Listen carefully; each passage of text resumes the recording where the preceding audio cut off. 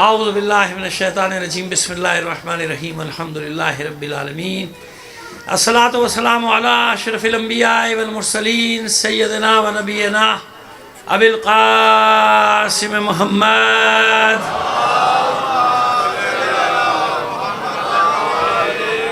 وآلہ الطیبین الطاہرین المعصومین ولعنۃ اللہ علی اعدائہم اجمعین من الآن الی قیام یوم الدین اما بعد فقد قال اللہ تعالی فی کتابہ المبین وہو اصدق القائلین وقولہ الحق بسم اللہ الرحمن الرحیم انی قد جئتکم بآیت من ربکم صلوات بھیجئے محمد علی محمد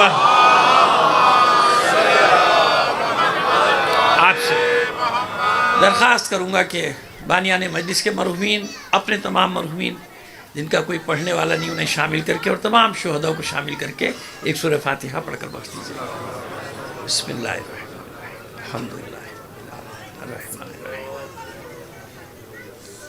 صراط المستقیم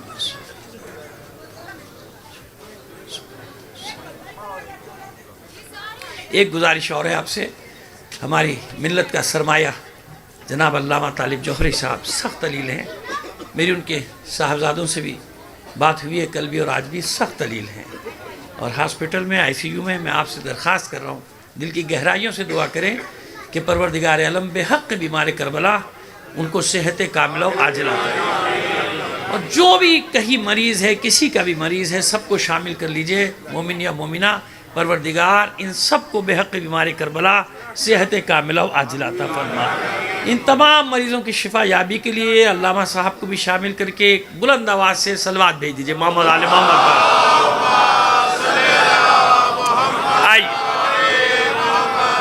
عزیزان محترم بھی وہ ہمارے بخاری صاحب تازہ تازہ ماشاءاللہ شرف زیارت حاصل ہوا ہے ان کو جب یہ مشی کر رہے تھے سارے تو مجھے کسی نے ایک تصویر بھیجی پیروں میں آبلے پڑے ہوئے ہیں نا ظاہر کے بہت بڑا چھالا پڑا ہوا ہے اور یقین جانیے کہ اکثریت کا یہی حال ہوتا ہے میں بھی گیا ہوں ظاہر ہے اور اس پہ فخر کرتا ہے انسان نا کہ چلو میرے پیروں اچھا جس کے نہیں نکلے بڑا پریشان ہوتا ہے کہ میرے پیروں میں آبلے کیوں نہیں پڑے ہے نا لیکن بہرحال فخر کرتا ہے کوئی اس تکلیف میں بھی جو خوشی ہوتی ہے انسان کو کہ چلو میں حسین کی محبت میں چل رہا ہوں اور کسی کے تو بالکل پھٹ جاتے ہیں پیر نیچے سے میں نے کسی کو پریشان نہیں دیکھا کہ پریشان ہو کہ میرے پیر پھٹ گئے اتنے زیادہ خون بہ رہا کچھ نہیں کوئی پریشانی نہیں کچھ نہیں تو وہ جب آئی تصویر میرے پاس صرف پیر کی تصویر آئی تھی اور اس کے نیچے کافی اس کی کھال پھٹی ہوئی تھی تو میں نے ایک کلام کہا تھا لیکن اس وقت ذہن میں بس اس کے دو شعر آ رہے ہیں میں نے اسی وقت ایک کلام کہہ دیا تھا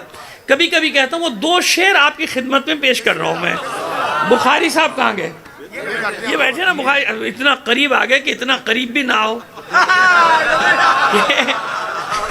نظر بھی نہ ہو صلوات بھیجی محمد علی محمد پر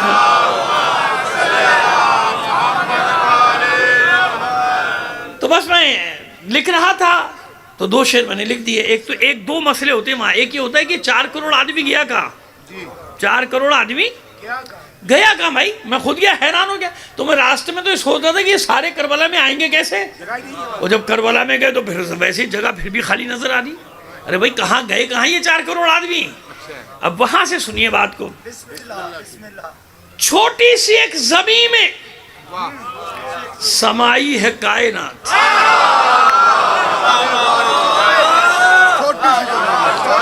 چھوٹی سی ایک زمین میں بخاری صاحب آپ کے لیے کہہ رہا ہوں آپ نے میری رگ چھیڑیے لہذا آپ سنیے چھوٹی سی ایک زمین میں سمائی ہے کائنات چھوٹی سی ایک زمین میں سمائی ہے کائنات یہ بھی تو ایک معجزہ تشنا کام ہے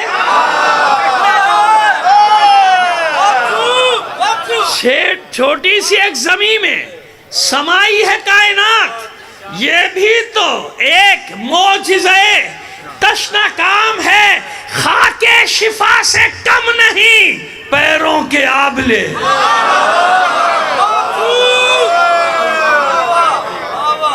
خاک شفا سے کم نہیں پیروں کے آبلے یہ زائر حسین علیہ السلام ہے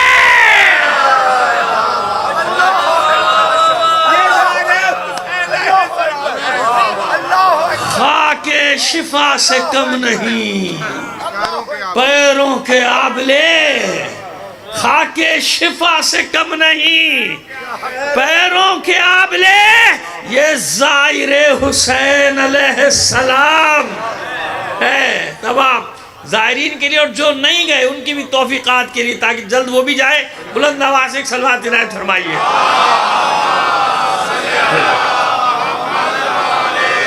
آئیے، یہ تو ہو گیا سوال اور جواب۔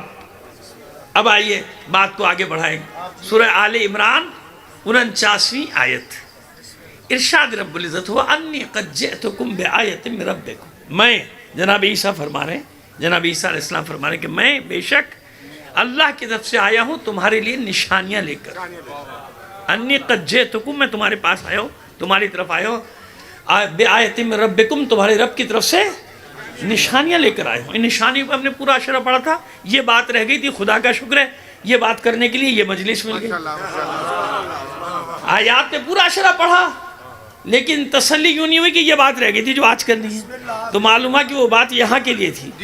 اب آئیے، فرماتے ہیں کہ میں اللہ کی طرف سے آیا ہوں تمہارے لیے نشانی لے کے، تمہارے پاس آیا ہوں اللہ کی طرف سے نشانیاں لے کے۔ کون کون سی نشانیاں؟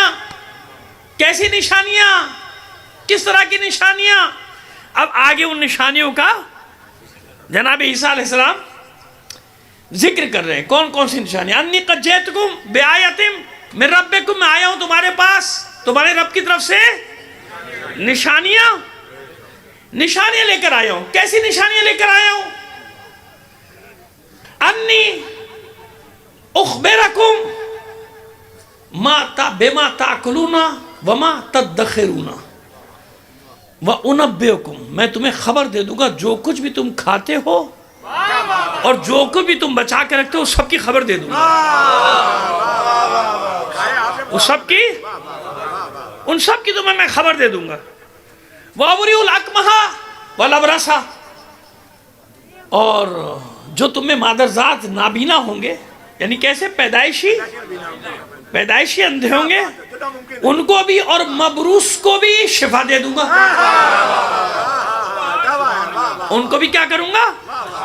وَأَبْرِئُ الْأَكْمَحَ وَالْأَبْرَصَ، صرف ایسا نہیں کہ بیماروں کو شفا دے دوں گا، نابینا کو روشنی دے دوں گا، بینائی دے دوں گا، نہیں، یہ نہیں، وَأُحْيِي الْمَوْتَى بِإِذْنِ اللَّهِ،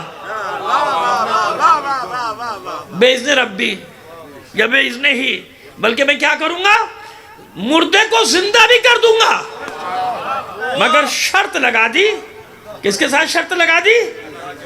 اللہ کے حکم کے ساتھ شرط لگا دی۔ وہ الموتا بِإِذْنِ ربی یا بِإِذْنِ یا بِإِذْنِ اللہ، کہ بس کیونکہ 2-3 جگہ یہ آیات ہیں نا، تو الگ الگ کہیں بِإِذْنِ ہی ہے، کہیں بِإِذْنِ ربی، کہیں بِإِذْنِ اللہ۔ سورہ مریم میں بھی ہے اور اس کے علاوہ بھی ہے، مائدہ میں بھی ہے، سورہ آل عمران سے میں پڑھ رہا ہوں۔ لہذا میں تو کیا کروں گا؟ تمہیں مردے کو زندہ کر دوں گا، کس کے حکم سے؟ اللہ کے حکم سے۔ وَأُنَبِّئُكُمْ، اب اس کے بعد یہ ہے وَأُنَبِّئُكُمْ بِمَا تَأْكُلُونَ وَمَا تَدَّخِرُونَ، اور جو کچھ بھی تم نے کھایا پیا ہے وہ بھی بتا دوں گا، اور جو جمع کر کے رکھا ہے گھروں میں وہ بھی بتا دوں گا۔ یہ سب کس کے حکم سے ہوگا؟ یہ سب کچھ ہوگا مگر کس کے حکم سے ہوگا؟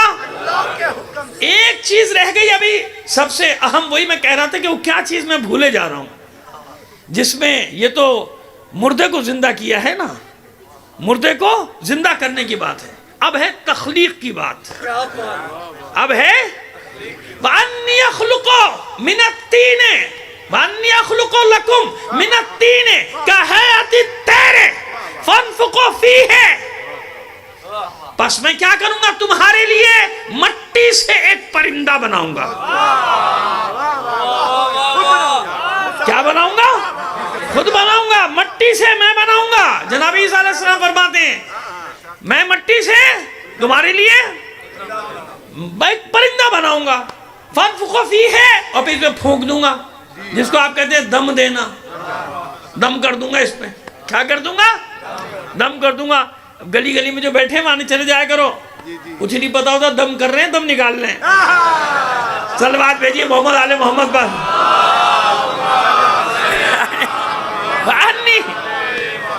وَأَنِّي أَخْلُقُ لَكُم مِّنَ الطِّينِ كَهَيْئَةِ الطَّيْرِ، فانفخوا فیہ فیکون طیرا باذن اللہ. مٹی سے. اب یہ پوری آیت مکمل ہو گئی جو میں نے شروع کی تھی. وانی قد جئتکم بآیۃ من ربکم انی اخلق من الطین اخلق لکم من الطین کہیئۃ الطیر فانفخوا فیہ فیکون طیرا باذن اللہ. بس یہ کیا ہوگا؟ اللہ کے حکم سے میں مٹی کا بناؤں گا اور اس میں پھونکوں گا. میں پھونکے گا کون؟ میں پھونکوں گا. جناب عیسیٰ کہہ رہے ہیں میں پھونک ماروں گا یہ پرندہ بن جائے گا. لیکن قید لگا دی باذن اللہ. یہ جو کچھ بھی کروں گا اللہ کے حکم سے کروں گا. کہیں مجھے خدا نہ سمجھ لینا.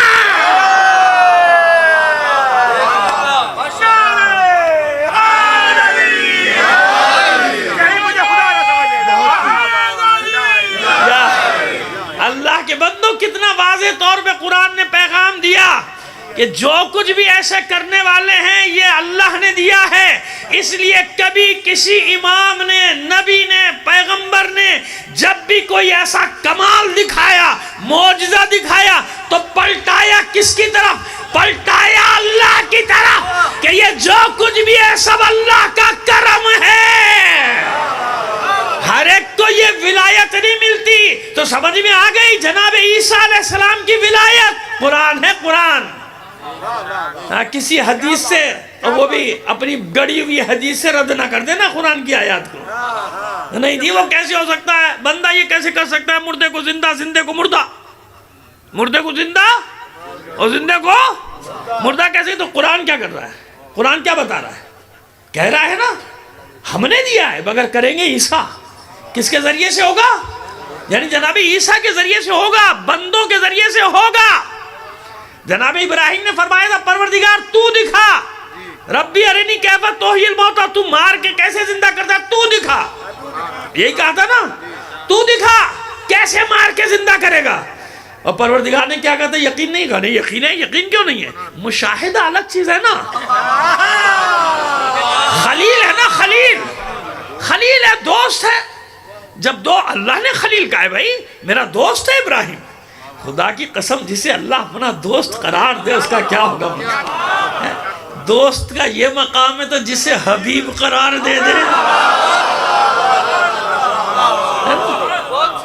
بس ایک فرق علامہ نقن صاحب اللہ مقام انہیں بیان کیا تھا، اسی لیے ان کا نام لے کے بیان کر رہا ہوں کیونکہ آج سے 40-50 سال پہلے ان کی کسی نے مجلس سنی ہوگی تو وہ مجھ پر الزام دھر دے گا کہ اتنے بڑے عالم کا نکتہ پڑھ دیا اپنے نام سے. میں اپنے نام سے نہیں پڑھ رہا بھائی، حالانکہ میرے جد ہیں پڑھ سکتا ہوں، لیکن اس کے باوجود بھی نام لے رہا ہوں تاکہ اس حال ثواب ہو جائے نا ہم کو. خلیل اور حبیب کا فرق بتا رہا ہوں کہ انہیں نے بتایا تھا کہ خلیل وہ ہے جو دیکھنا چاہتا ہے اور اللہ دکھاتا ہے. خلیل کون ہے؟ یہ ان کے لفظ با لفظ نہیں تشریح کر رہا ہوں، لیکن کیونکہ اصل نکتہ تو انہی کا ہے نا، اس اصل کو اپنے الفاظ میں آسان میں آپ کے سامنے پیش کر رہا ہوں. خلیل کون ہے؟ جو دیکھنا چاہتا ہے اور اللہ دکھاتا ہے. خواہش کی ہے دیکھنے کی، اللہ نے خواہش کو پورا کر دیا. حبیب کون ہے؟ جسے اللہ دکھانا چاہتا ہے اور معراج پہ لے جاتا ہے.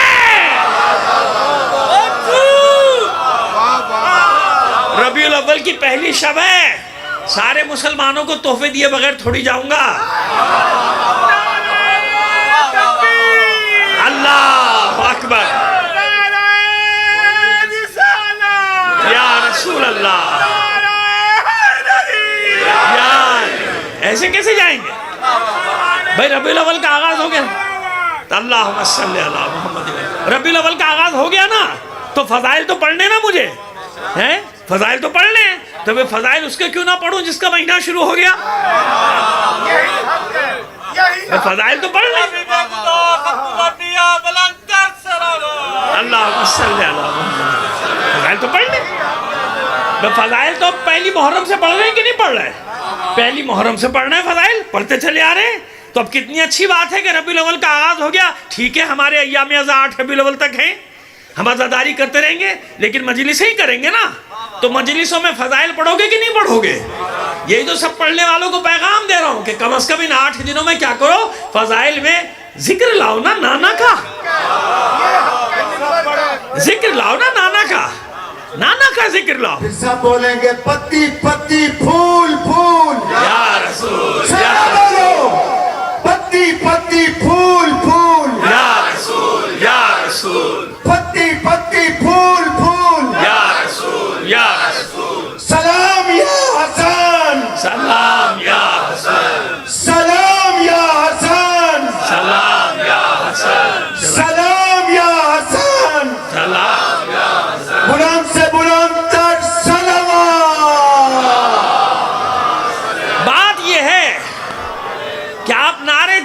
لگا لیجئے، لیکن جب تک آپ وہ 3 نعرے نہیں لگائیں گے تکبیر سے لے کے میں آگے بڑھنے والا نہیں ہوں.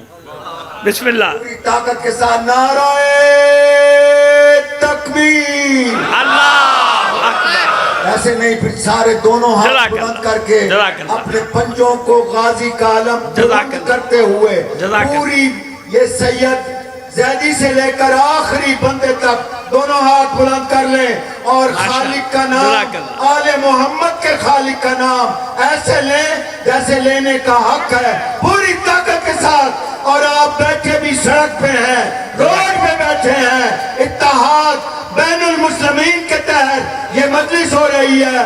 نعرہ تکبیر، نعرہ رسالت، یا رسول اللہ. پوری طاقت کے ساتھ نعرہ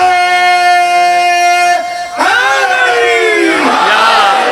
جزاک اللہ. اتنی بلند آواز سے صلوات بھی نہ فرمائیے محمد آل محمد پر. سمجھ آ گئی بات؟ واضح ہو گئی بات؟ خلیل کون ہے؟ جو خواہش کرتا ہے دکھا. حبیب وہ ہے جسے اللہ دکھانا چاہتا ہے. حبیب نے کہیں خواہش کی ہو تو بتا دو. تمام مسلمانوں کے لیے میرا پیغام ہے، کوئی ضعیف سے ضعیف روایت لے آؤ کہیں رسول نے کہا ہو کہ پروردگار مجھے معراج کرا؟ کہیں بھی نہیں کہا. کہیں کہا ہو پروردگار مجھے آسمانوں کی سیر کرا؟ اور خدا کے بندہ، اس خواہش کا اظہار وہ کرے گا جس نے کچھ نہ دیکھا ہو. وہ نور جس کے سامنے یہ سارے عالمین خلق ہو رہے ہو، اس نور کو ضرورت نہیں کہ وہ کہے مجھے سیر کرا.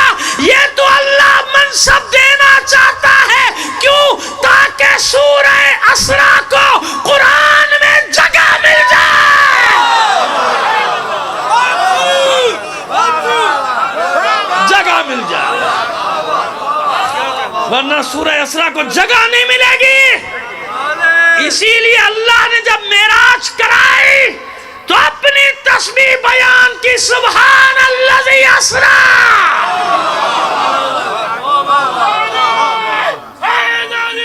یا سمجھ میں آ گئی بات؟ ڈر جائے.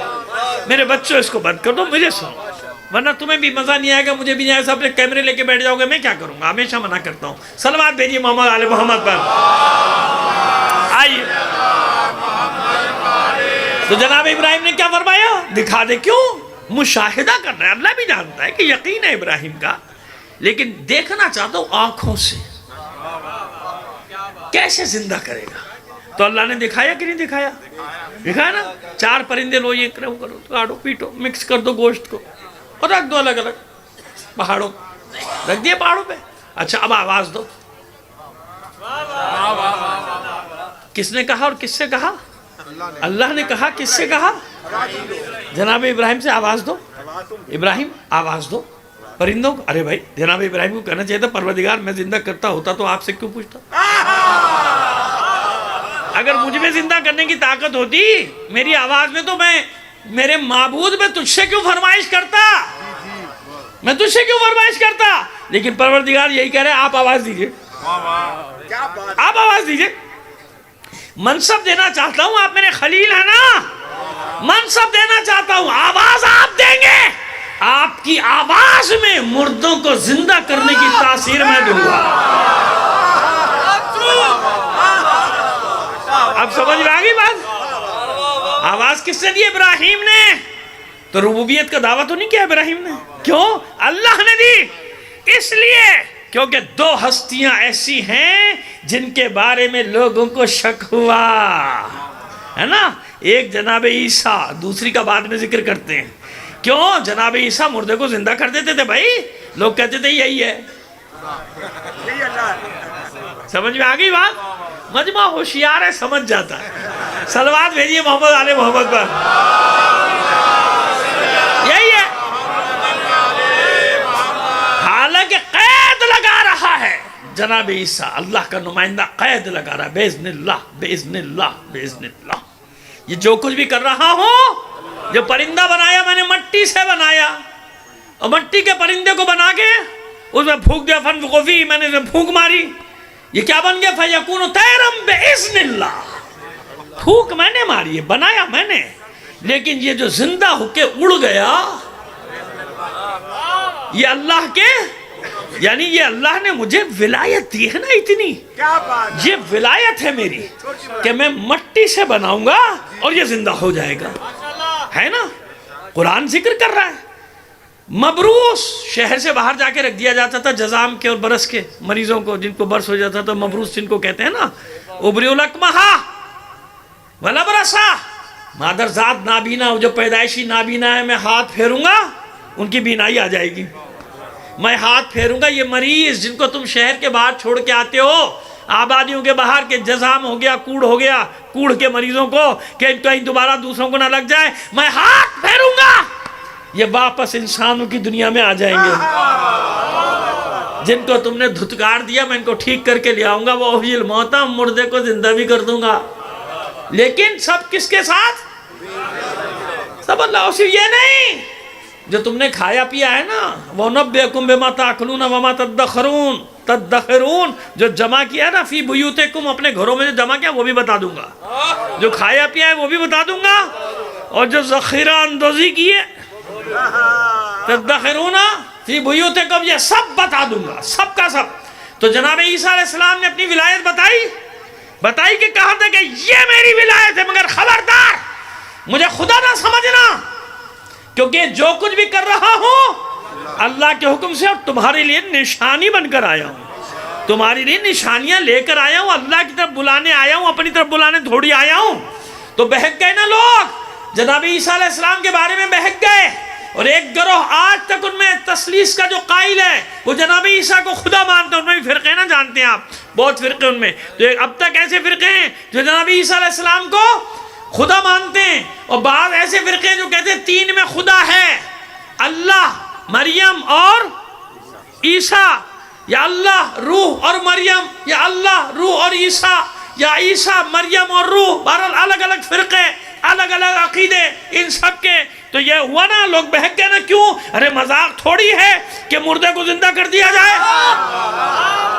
مذاق تو نہیں ہے کہ مردے کو زندہ کر دیا جائے، اس سے بات کی جائے، مذاق تو نہیں ہے کہ کوئی مٹی سے بنائے۔ اچھا بھائی جادو بھی تو ہو سکتا ہے، مسئلہ حل کر کے جائیں گے، اطمینان رکھیے، ایسے تھوڑی جائیں گے بھائی، کوئی جادو بھی کر سکتا ہے نا، کیوں؟ ساحروں نے رسی کو سانپ نہیں بنایا، کوئی کہہ سکتا بھئی یہ کون سی بڑی بات ہے؟ وہ جو ساحر ہیں، قرآن میں جادوگروں کا ذکر ہے نا، جادوگروں نے بنایا نہیں بنایا؟ اچھا پھر کیا بات ہے کہ جب جادوگروں نے رسیاں پھینکی وہ سانپ بن گئے، اور جناب موسیٰ علیہ السلام نے عصا پھینکا، اژدہا بن گیا، اژدہا سانپوں کو کھا گیا۔ بھئی مسئلہ یہ ہے کہ انہی نے رسیاں پھینکی، سانپ بن گئے، انہی نے عصا پھینکا، اژدہا بن گیا، بس یہ سجدے میں کیوں گئے ساحر؟ کیا آمنا برب موسیٰ و ہارون، یا آمنا برب ہارون و موسیٰ، ہم موسیٰ اور ہارون کے رب پر ایمان لے آئے۔ ارے بھئی کیوں چلے گئے؟ تم نے رسیاں پھینکی سانپ بن گئے، انہوں نے عصا پھینکا اژدہا بن گیا، تو کہنا ہی چاہیے تھا لوگوں کو جو فرعون نے کہا۔ فرعون نے کیا کہا؟ معاذ اللہ کی یہ ان سے بڑا جادوگر ہے۔ تو جادوگر نے سجدہ کیوں کیا؟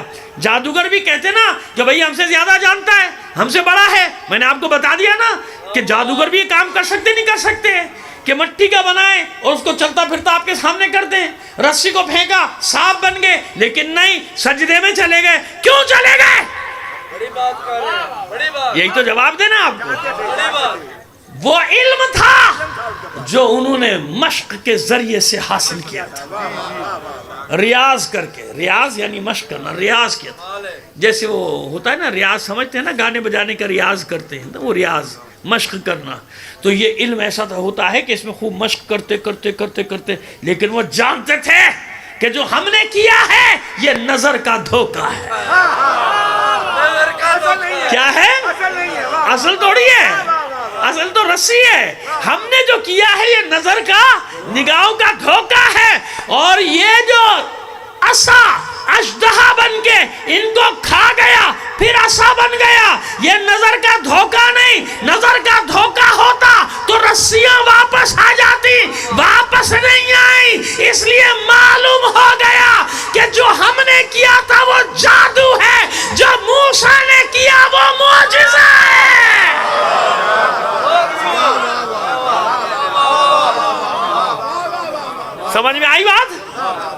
کہ جو ہم نے کیا وہ جادو ہے، جو موسیٰ نے کیا وہ معجزہ۔ آپ سمجھ میں آئی بات؟ کہ اگر کوئی مٹی سے کچھ بنا دے اور نظروں کو دھوکہ کہلاتا ہے، علم ہے بھائی، چلتا پھرتا کر دے گا، لیکن کیا ہوگا؟ اصل میں مٹی ہی ہوگی۔ ابھی ثبوت دیں گے آپ کو، ابھی ثبوت دیں گے آپ کو اس بات کا کہ بھئی کیسے پتا کہ مٹی ہو جائے گی؟ بھئی ہوتا ہے، ایسے ہی ہوتا ہے، نظر کا دھوکہ ہوتا ہے۔ لیکن جناب عیسیٰ علیہ السلام نے جو بنایا اڑ کے چلا گیا، واپس نہیں آئی مٹی۔ کیا بات ہے، مٹی کو وہیں رہنا چاہیے نا جو مٹی ہے، نہیں۔ فَيَكُونُ طَيْرُ بِإِذْنِ اللَّهِ فَيَكُونُ طَيْرًا بِإِذْنِ اللَّهِ، پس یہ کیا بن جائے گا؟ پرندہ بن کے اڑ جائے گا، چلا جائے گا۔ دلیل کیا دلیل ہے اس بات کی؟ یہی تو سوال ہے سارا، اسی میں جواب ہے۔ 8ویں امام، صلوات بھیجئے۔ 8ویں امام کا زمانہ، 8ویں امام کا زمانہ، مامون کو ایک مل گیا بہت بڑا اسی ٹائپ کا بحث کرنے والا، حمید ابن قحبہ یا قطبہ یا اس طرح کا نام ہے، موجود ہے باقاعدہ روایات میں اس کا نام ہے، جس نے چیلنج کیا تھا نا امام کو امامت کے معاملے پہ۔ جب عاجز آ گیا اور امام نے اپنی ولایت کا اعلان کیا، بتایا۔ اچھا آپ جانتے ہیں کہ ائمہ طاہرین میں انکساری ہر کسی سے زیادہ ہے نا، ہر کسی سے، اور ہر امام اپنے تمام کمالات اور اعجازات کو کس کی طرف پلٹاتا ہے؟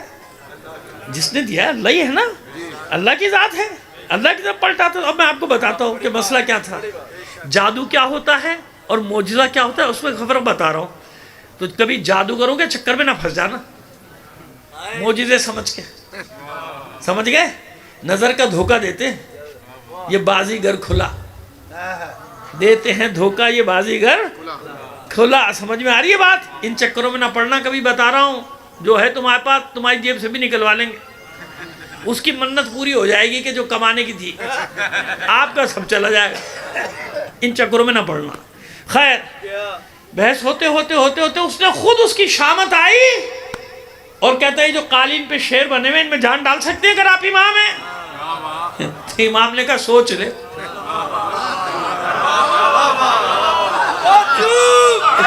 سوچ لے۔ اب تو پورا سب نے کہا نہیں آیا ہے تو بھئی آپ امام ہیں، تو مامون کو بھی موقع مل گیا کہ چلو دونوں جیت گئے، جب بھی میرا، اور خدا نہ کرے معصوم کو نہیں کر سکے تو جب بھی میں جبھی تو دیکھو، اور کہاں امام نہیں، امام ہو تو اگر امام ہے تو یہ کیجئے، یہ کو زندہ کیجئے۔ وہ بدبخت نے یہ بھی کہہ دیا حملہ کرے مجھے کھا جائے۔ امام نے کہا اچھا بھئی تیری خواہش کا بڑا احترام ہے، یہ تو میں جملہ کہہ رہا ہوں کہ تیری خواہش کا بڑا احترام ہے بھائی، ٹھیک ہے تو یہ چاہتا ہے، اشارے کے لے جاؤ بھائی اس کو، کر لو ہڑپ۔ قالین مامون کے دربار کے قالین ہے بھائی، ان پہ شیر کی تصویر بنی ہوئی ہے۔ اگر قرآن میں دلیلیں نہ ہوتی نا تو کبھی بھی یہ معجزہ نہ پڑتا۔ سمجھ گئے؟ دلیلیں، یہی تو دلیل ہے امامت کی۔ نکلی تصویر، جان پڑ گئی، شیر غراتے ہوئے نکلے، چیر پھاڑ کے دونوں کھا گئے اس کو، اور پھر جا کے وہ تصویر میں لگا بے ہوش، خلیفہ صاحب بے ہوش، تخت سے گر کے بے ہوش، سارا دربار بے ہوش، تھوڑی دیر بعد ہوش آیا اور خون بھی چاٹ کے زبان سے ان شیروں نے صاف کر دیا، نشان بھی نہیں چھوڑا۔ پھر تصویر کہ قدموں میں پڑ بڑا مولا فرزند رسول اللہ، اچھا اب کہ واپس تو دے دے اس کو، واپس تو بلا لیجئے۔ تو امام نے مسکرا کے کہا کیا موسیٰ کے عصا نے سانپوں کو واپس کیا تھا؟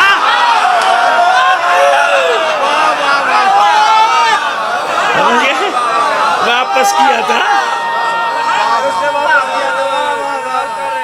آپ سلامت رہیں،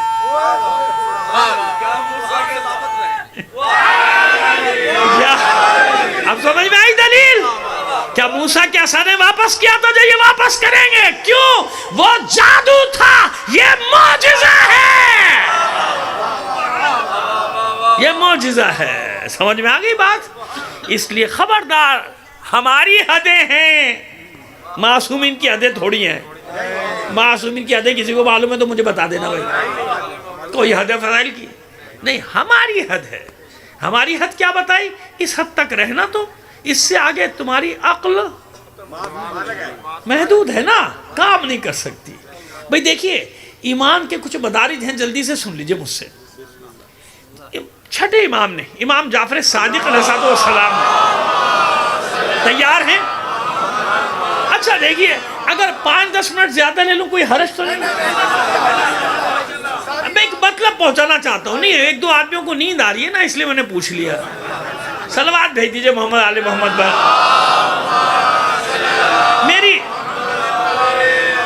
میری مجلس میں دونوں تاثیریں ہیں. کچھ سوتے سے جاگ جاتے ہیں، کچھ جاگتے سے سو جاتے ہیں. جزاک اللہ.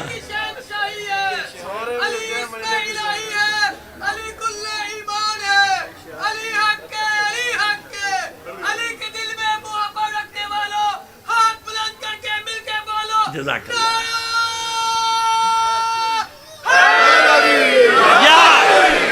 بڑے کام کی چیز اور جگہ پڑھی ہے، یہاں نہیں پڑھی. آپ کے حوالے کر کے جا رہا ہوں ایک کام کی حدیث چھٹے امام کی.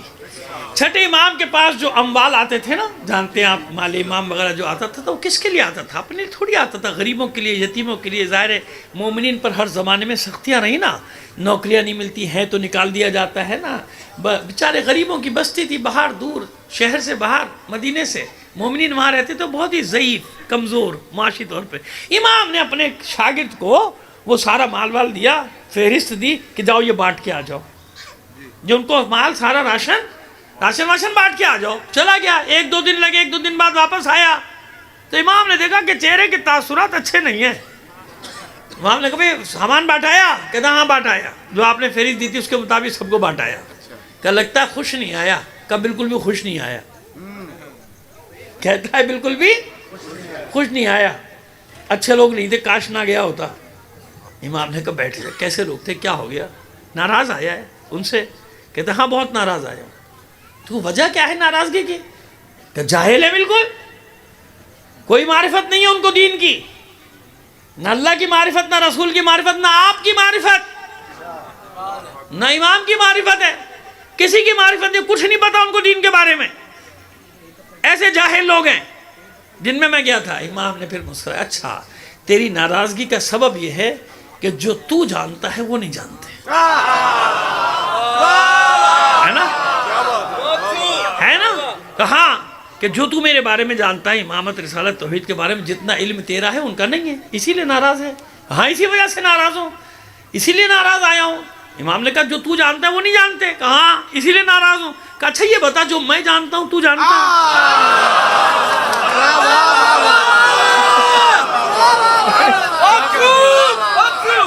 جو میں جانتا ہوں تو جانتا. پھر میں تجھے بھگا دوں اپنی محفل سے، اپنی بس میں. پھر امام نے مثال کافی لمبی دی، اتنی کافی ہے آپ کے لیے نا. پھر امام نے کہا آرام سے، آہستہ آہستہ چل. 2 کتابیں پڑھ کے ترم خانہ بن جایا کرو. یہ میں نے کہا جملہ، یہ لفظ میرا ہے، امام کا نہیں ہے. میں مفہوم بتا رہا ہوں. یہ آج کل بھی ہوتا ہے، 2-4 کتابیں پڑھی اور پتہ نہیں کیا بن کے بیٹھ گیا. خود اپنے آپ کو بت بنا لیتا ہے اور چاہتا ہے کہ لوگ میرے بت کی پوجا کریں. بت خالی مٹی کا نہیں ہوتا، بت چلتے پھرتے بھی ہوتے، پہچاننے والی آنکھیں ہونا چاہیے. سمجھ گئے؟ تو ایسے بھی لوگ ہوتے ہیں چند کتابیں پڑھ کے بت بن جاتے ہیں اور چاہتے ہیں کہ ان بتوں کی پوجا کی جائے. سمجھ میں آ گئی بات؟ خبردار، خالی مٹی کے بت نہ سمجھنا. چلتے پھرتے بھی پھر رہے ہیں، بہت پھر رہے ہیں. چلو ایسی مثال دے دوں جو سب کے لیے، اب تو سب کے لیے ہو گئی ہے نا. پہلے بڑا ڈر لگتا تھا بھائی آل سعود کو کچھ کہہ نہ دینا، مسلمان ناراض ہو جائیں گے. اب اگر کوئی مسلمان آل سعود پر لعنت بھیجنے میں ناراض ہو جائے تو وہ مسلمان ہی نہیں رہتا. کیونکہ جو کر رہی آل سعود سارے مسلمان اب بیزاری کا اظہار کریں گے ہمارا واسطہ نہیں ہے بھائی. ارے کل تک تو تمہارا بڑا گہرا واسطہ تھا، یہ ابھی کیا ہوا؟ کیونکہ ہولی، دیوالی منائی گئی کل. وہاں پہ کیا منایا گیا؟ دیوالی منائی گئی. جدہ ریاض میں ایسی منائی گئی کہ اللہ خیر کرے کہ آگے کیا ہونے والا ہے. جی وہ سب دے دیا، چینل نے دے دیا. ہمارے چینل تو نہیں دیں گے، یہ تو ابھی تک انہی کا دیا کھا رہے ہیں. پتہ نہیں کب تک یہ ختم ہوگا. ان کے پیٹوں میں مال تو جب کچھ بولیں گے سچ. باقی دنیا نے دکھا دیا. یقین مانیے کہ آپ کے ملک میں وہ بدتمیزی کبھی آج تک نہیں دیکھی. حالانکہ اتنی بدتمیزیاں چینلز پہ ہوتی ہیں کہ جو بدعمالیاں وہاں دیکھی یقین ہو گیا کہ واقعی بس اب ظہور ہونے والا ہے. کیونکہ یہ خبیث عیسائی، یہودی، ہنود، یہ سب وہاں پہنچ گئے. صرف مندر نہیں بنایا، جو کچھ انہیں کرنا ہے آزادی سے کر رہے، کوئی روکنے والا نہیں ہے. سمجھ میں آ گئی بات؟ تو یہ کیا ہے؟ یہ وہ چلتے پھرتے بت جو پھر کعبے پر قبضہ کرنا چاہتے ہیں. جیسے پہلے کعبے پر بتوں کا قبضہ تھا. سمجھ میں آگئی میری بات؟ جو چلتے پھرتے بت کہہ رہا ہوں اس سے کیا مطلب ہے؟ سمجھ میں؟ خیر چلیے وہ کام کی بات آپ کو بتا دیجیے. یہ تو ایک پیغام تھا اپنے سارے مسلمان بھائیوں کے لیے کہ جو بات ہم آپ سے 40 سال سے کہہ رہے تھے اب آپ کی سمجھ میں آ گیا نا کہ ان کا اسلام سے تعلق نہیں ہے، یہ منافق ہیں. یہ کون ہیں؟ یہ منافق ہیں. انہوں نے اسلام کی نقاب چہرے پہ بالکل ایسے ڈالی جیسے بعض لوگوں نے فتح مکہ کے بعد ڈالی.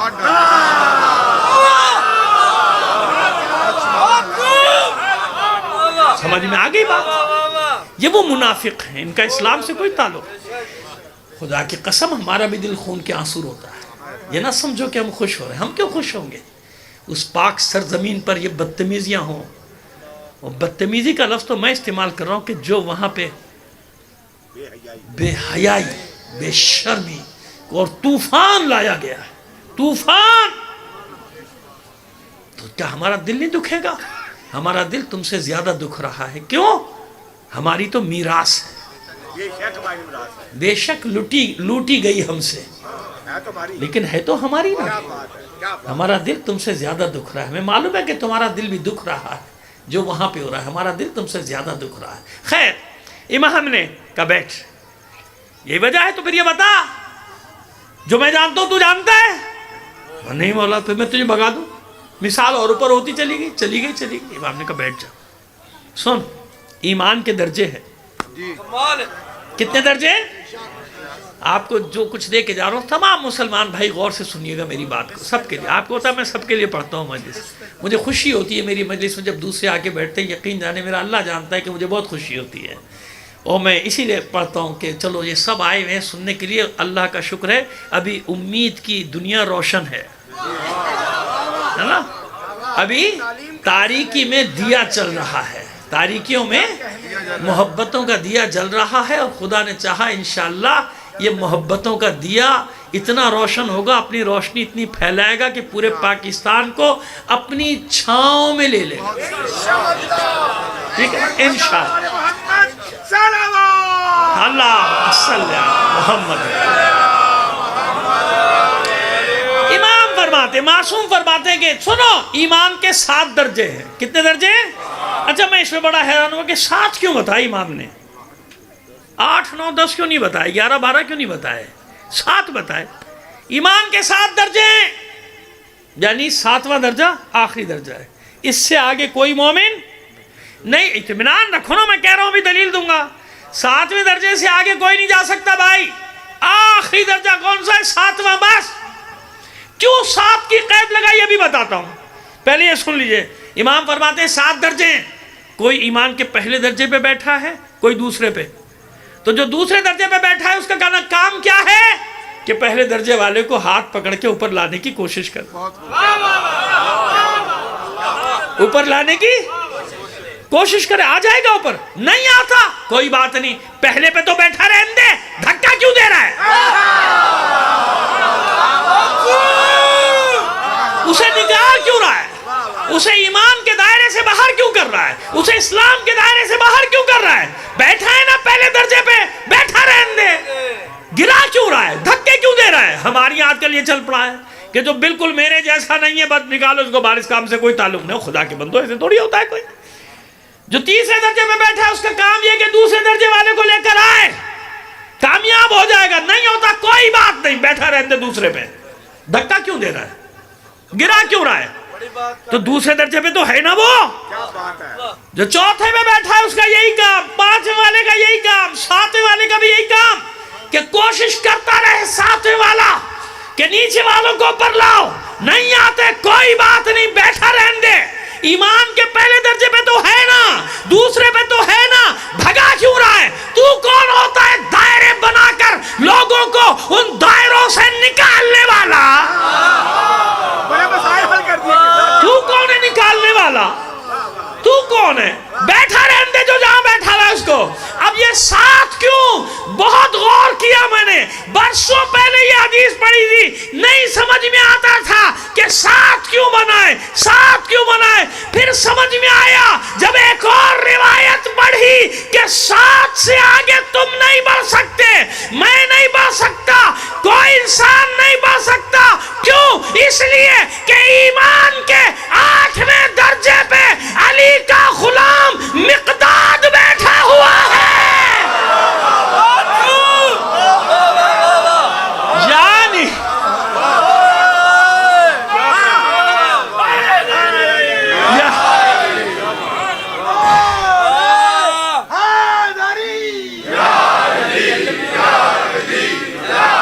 یا حسین، سمجھ میں آ گئی بات؟ یعنی تم کچھ بھی بن جاؤ، مقداد نہیں بن سکتے۔ مقداد 8ویں درجے پر ہے، کوئی اس کے درجے تک نہیں پہنچ سکتا۔ اور اے مقداد، آپ بھی 8ویں درجے پر ہیں، 9ویں پر نہیں، کیونکہ 9ویں پہ ابو ذر غفاری۔ 9واں درجہ کس کے لیے؟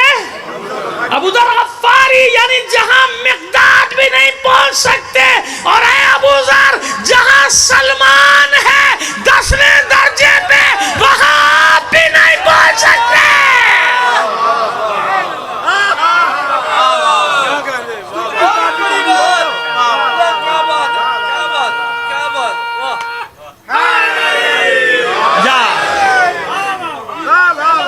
اب سمجھ میں آ گئی بات؟ تو امام نے 7 درجے رکھے، 8واں 9واں اور 10واں بھی ہے۔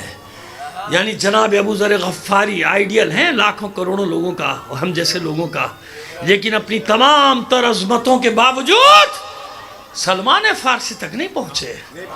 اسی لیے تو لوگ کہتے ہیں کہ سلمان اور ابو ذر کے عقیدے میں تمہیں کیا معلوم؟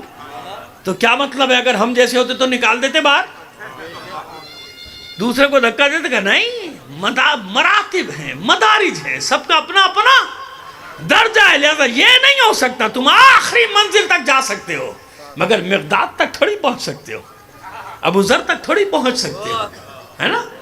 جناب سلمان تک نہیں پہنچ سکتے، درجے نا۔ تو امام نے سمجھا دیا نا اسے، بس اتنے رہو، اس سے آگے بڑھنے کی کوشش، اس سے آگے بڑھنے کی کوشش نہ کرو۔ تو بس ہماری حدود ہیں، اپنی حد میں رہو، اپنی حد سے آگے بڑھو گے مصیبتیں اپنے لیے بڑھاتے چلے جاؤ گے۔ ان مسائل میں ہاتھ نہ ڈالو جن مسائل کا تمہیں کوئی فائدہ نہیں بلکہ نقصان ہے۔ سب کو یہی پیغام دے کے جاتا ہوں، اللہ کے بندوں، ہمیشہ اور ہر جگہ یہی پیغام دے رہا ہوں، گھبراؤ مت۔ مسلمانوں کو بھی پیغام دے رہا ہوں، مومنوں کو بھی پیغام دے رہا ہوں۔ مسلمانوں میں بھی انتشار ہے، اختلاف ہے، اور ہر جگہ انتشار اختلاف ہے، مت ڈرو۔ یہ سارے انتشار اور اختلافات ہی تو اس بات کی دلیل ہے کہ کوئی آنے والا ہے، کوئی آنے والا ہے۔ اللہ کے بندو، قرآن مجید میں ایسی تھوڑی ساری مثالیں دے دی، کتنی مثالیں دی قرآن مجید میں۔ فرعون نے کتنا روکنا چاہا تھا کہ موسیٰ نہ آئے،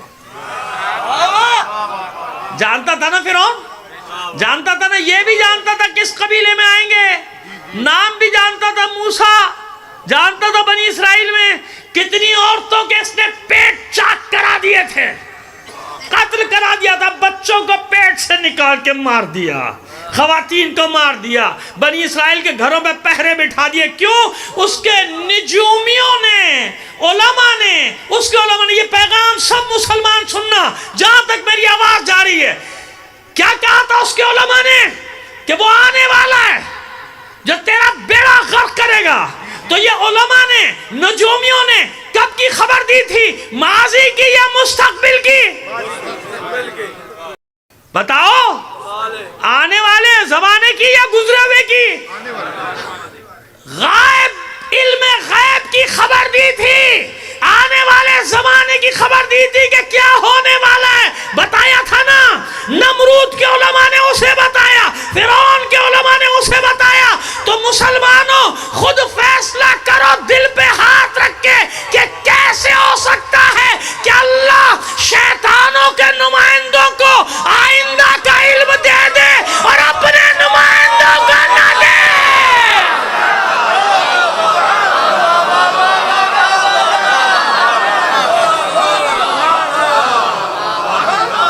اس سے بڑی دلیل نہیں ہے،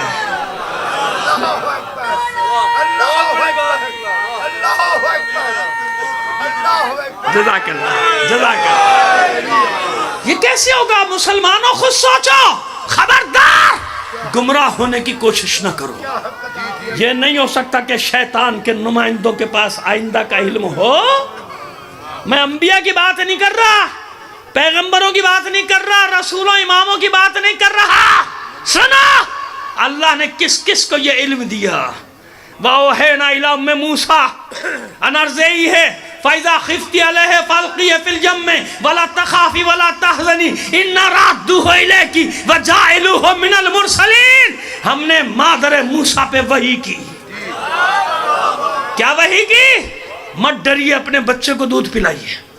ڈر رہی تھی نا کہ ابھی تک تو آثار حمل پوشیدہ تھے، کسی کو نہیں پتا۔ اب یہ بچہ پیدا ہو گیا، اب اس کو کہاں لے کر جاؤں؟ کدھر لے کے جاؤں اس بچے کو؟ وحی کی، اللہ نے وحی کی۔ آپ سمجھیں گے خیال آ گیا، کچھ لوگوں نے لکھ دیا خیال آیا، ابھی بتاتا ہوں خیال ہے کہ خبر ہے۔ خبر، ہاں مجھے معلوم ہے وحی کا ایک معنی خیال ہے، میں رد تھوڑی کر رہا ہوں۔ اسی قرآن مجید میں وحی خیال کے معنی بھی آئی ہے، لہذا لوگوں نے یہاں بھی کہہ دیا کہ خیال آیا، وحی دل میں آ گئی۔ یہ خیال جیسے ہم بھی عام آدمی استعمال نہیں کرتا کہ بھئی کیا وحی نازل ہوئی تم پہ، تو یہ کہنا ناجائز تھوڑی ہے۔ یہ خیال کو کہتے ہیں، گمان کو بھی کہتے ہیں، لیکن یہاں وحی کا کیا معنی ہے؟ خاص معنی۔ قرآن میں عام اور خاص دونوں معنی میں آئے نا وحی، یہ خاص معنی ہے، خیال نہیں ہے۔ سنو مولوی صاحب، یہ خیال نہیں ہے، سنو دلیل۔ کیا فرمایا؟ وَأَوْحَيْنَا إِلَىٰ أُمِّ مُوسَىٰ، جب ہم نے مادر موسیٰ کو وحی کی۔ کیا وحی کی؟ أَنْ أَرْضِعِيهِ، اپنے بچے کو دودھ پلائیے، دودھ پلائیے۔ چلو یہ خیال آ گیا، میں نے مان لیا دل میں۔ فَإِذَا خِفْتِ عَلَيْهِ، اگر آپ کو خوف ہے کہ یہ پکڑ لیں گے، قتل کر دیں گے، فَأَلْقِيهِ فِي الْيَمِّ، اپنے بچے کو تابوت میں رکھ کے پانی میں ڈال دیجئے۔ چلو یہ بھی خیال آ گیا دل میں کہ ایک ماں نے سوچا چلو بچے کی جان بچاؤ، تابوت میں رکھو، پانی میں ڈال دو، ہے نا؟ اور پانی میں ڈالنے کے بعد وَلَا تَخَافِي وَلَا تَحْزَنِي، خوفزدہ مت ہوئیے گا، خوفزدہ مت ہو جائیے گا، نہ خوف کھائیے گا نہ محزون ہو جائیے گا، یعنی آپ کے دل میں بھی حزن و ملال نہ آنے پائے۔ وَلَا تَخَافِي وَلَا تَحْزَنِي، کیوں؟ اب آؤ آگے بتاؤ یہ خیال ہے کہ خبر؟ یہاں تک تو تعویل کر لو گے، خیال خیال خیال۔ آگے کیا فرمایا؟ اِنَّ رَادُّوهُ إِلَيْكِ، میں اللہ وعدہ کر رہا ہوں اے مادر موسیٰ، آپ کے بیٹے کو آپ کی طرف واپس پلٹاؤں گا۔ یہ خیال ہے یا خبر؟ یہ خیال ہے یا خبر؟ واپس پلٹاؤں گا، اور اب بھی یقین نہیں آیا تو آخری حصہ سنو، اِنَّ رَادُّوهُ إِلَيْكِ وَجَاعِلُوهُ مِنَ الْمُرْسَلِينَ، صرف واپس نہیں پلٹاؤں گا، اسے رسولوں میں سے قرار دوں گا۔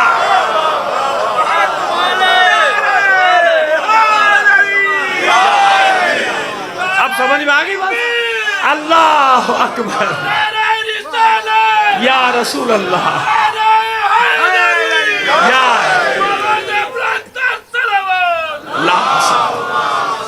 تو اے میرے بھائیوں، اے میرے تمام مسلمان بھائیوں، سمجھ میں آگئی بات؟ یہ کیا ہے؟ یہ خبر ہے، خبر دی جا رہی ہے۔ کیوں بتا رہا ہے اللہ؟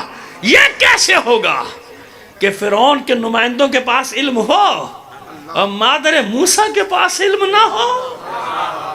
جس سے میں نے امتحان لیا ہے اور وہ امتحان میں کامیاب رہی ہے۔ چلو ایک اور مثال دے کے بس زحمتیں آپ کی تمام کرنا چاہتا ہوں، جلدی جلدی چلتے ہیں۔ خیبر ہے نا، بستی ہے نا، بستی ہے، پوری بستی کا نام ہے قلعہ خیبر، تو وہ قلعہ قموس کے وجہ سے نام پڑ گیا۔ خیبر تو پورے علاقے کا نام ہے، آج بھی علاقے کا نام ہے، کل بھی علاقے کا نام تھا۔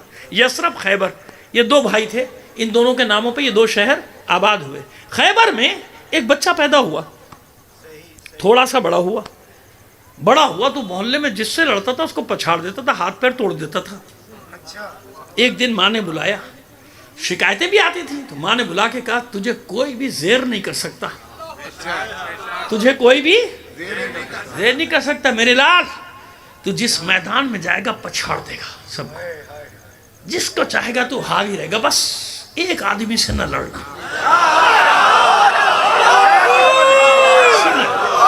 ابھی مطلب سنیں پھر دیکھیں آپ کی سماعتیں معراج پہ چلی جائیں گی۔ ایک آدمی سے نہ لڑنا، کی نشانی کہاں؟ 2 نشانیاں بتا رہی ہوں۔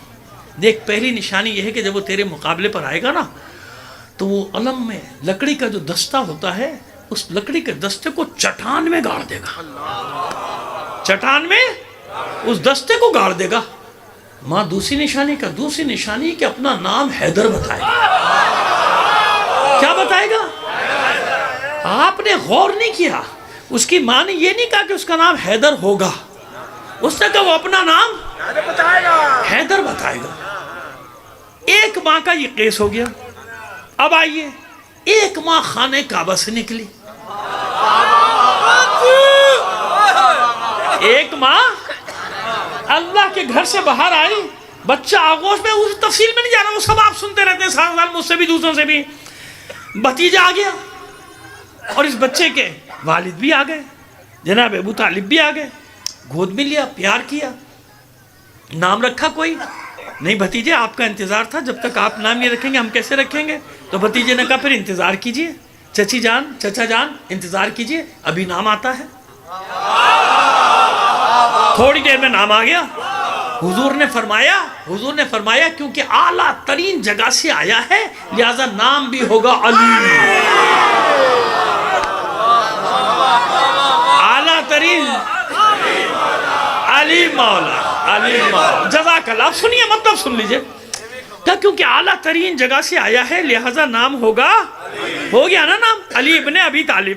ٹھیک ہے، ماں کی ضد نام میں بھی رکھوں گی۔ بھائی کلے اشجر چیرا نہیں چیرا اس کو چھوڑو ایک طرف، یہ علی کا معمولی کیس ہے۔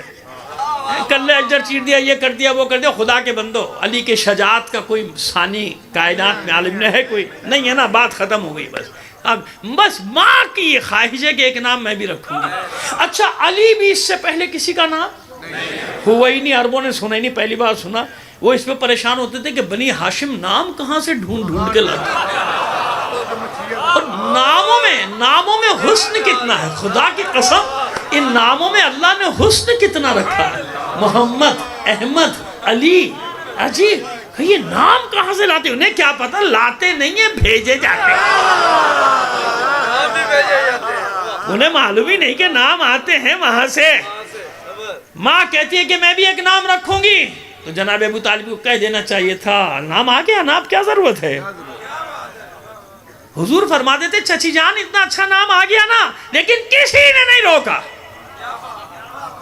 نہ ابو طالب نے، نہ ختم المرسلین نے، کسی نے نہیں روکا، بلکہ کہا ٹھیک ہے آپ کا حق ہے، رکھیے نا جو آپ کو اچھا لگتا ہے۔ تو ماں نے بھی ایسا نام رکھا جو پہلے کسی کا نہیں تھا۔ میں اپنے بچے کا نام حیدر رکھتی ہوں۔ اچھا اب سنیے، پوری نہیں بلکہ جتنی بھی جگہ آپ کو سوانح ملے علی کی، سیرت ملے علی کی، جنگیں ملے علی کی، جہاں بھی ڈھونڈنا ہے، میرا چیلنج ہے، ریکارڈ ہو گیا کہ جہاں بھی علی نے اپنا تعارف کرایا یہ کہہ کے کرایا انا علی ابن ابی طالب، میں کیا ہوں؟ ابو طالب کا بیٹا علی۔ عمر ابن عبدوت کے سامنے آئے تو اس نے پوچھا کون ہے یہ آنے والا جوان؟ تو کہا انا علی ابن ابی طالب، ابو طالب کا بیٹا۔ ایک تو یہ مسئلہ بھی علی نے حل کر دیا کہ میرا بابا ہے ابو طالب، سمجھنے والوں کے لیے اشارہ، سمجھنے والوں کو اشارہ کافی ہے، احمق کے سامنے پوری کتھا کھول کے رکھ دو اس کی سمجھ میں نہیں آئے گا۔ بتا دیا نا کہ میں علی بیٹا ہوں، بیٹا کس کا؟ ابو طالب کا۔ کبھی آدھا نام نہیں لیا کہ علی ہوں، کیونکہ علی جانتا ہے کہ قیامت تک ایک نہ ایک پیدا ہوتا رہے گا شک و شبے میں پڑھنے والا، جیسے جناب عیسیٰ کے بارے میں شک و شبے میں پڑھے تھے، اسی لئے تو میں نے شروع وہیں سے کیا تھا، وہیں ختم کر رہا ہوں۔ جناب عیسیٰ علیہ السلام کے بارے میں شک و شبے میں پڑھے تھے نہیں پڑھے تھے؟ تو مولا بھی جانتے ہیں کہ میرے بارے میں بھی ایک گروہ پیدا ہوگا جو ہمیشہ شک میں پڑا رہے گا، تو ان کا شک دور کرنے کے لیے علی جب نام لیتے تھے پورا نام لیتے تھے، انا علی ابن ابو طالب کا بیٹا علی ہوں۔ میں ہر جنگ میں علی نے یہی تعارف کرایا، حتیٰ کہ ذوالفقار بھی آئی تو اسی نام کے ساتھ آئی۔ لا سیف الا ذوالفقار لا فتح الا علی، علی کے سوا کوئی جوان ہی نہیں ہے. فتح، یہ فتح بعض لوگ لے لیتے ہیں، ایک والی فتح نہیں ہے بھائی، یہ فیت ہے چھوٹی ہے، یا مقصورہ جس پہ چھوٹا سا الف ہوتا ہے، عیسیٰ موسیٰ، یہ فتح. فتح کہتے ہیں جوان کو. لا فتح الا علی، علی جیسا کوئی جوان اور ذوالفقار جیسی کوئی الوا نہیں. خیر پھر میرا ابھی ذہن پتہ نہیں کہاں وجدے میں جا رہا تھا، میں نے بڑی مشکل سے روک لیا. ہاں وقت ایسا ہے نا کہ اب آئیے سنیے.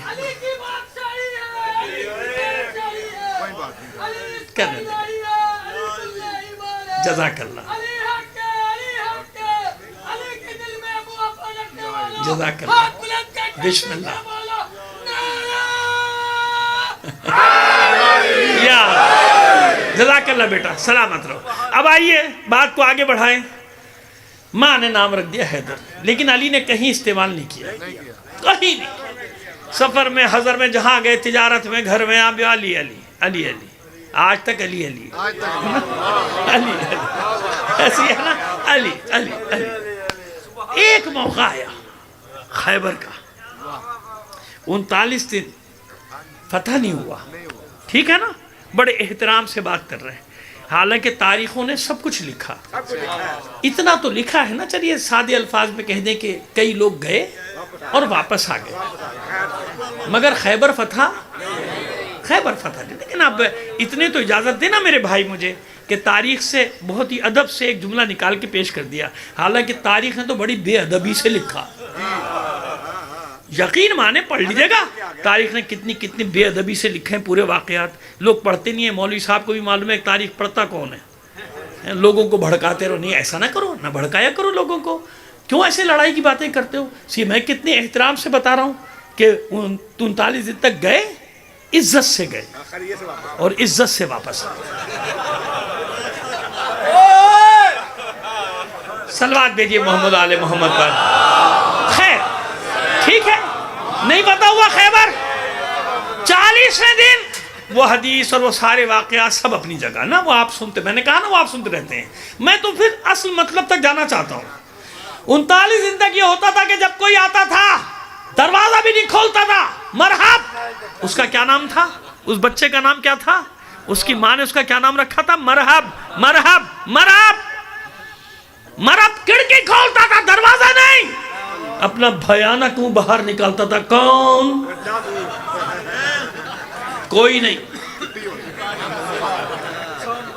Back to the pavilion. صلوات بھیجئے محمد آل محمد پر. 39 دن، 40ویں دن مرحب کے کانوں میں جو آواز آئی، مرحب کہنے لگا کہ آج یہ لہجہ کچھ اور کہتا ہے. یہ آج ہر روز والا لہجہ نہیں ہے. کھولی کھڑکی، کانپ گیا، ڈر گیا. کیوں؟ پہلی نشانی دیکھی. کیا دیکھی؟ کہ یہ اترا ہے اور اس نے علم کے دستے کو چٹان میں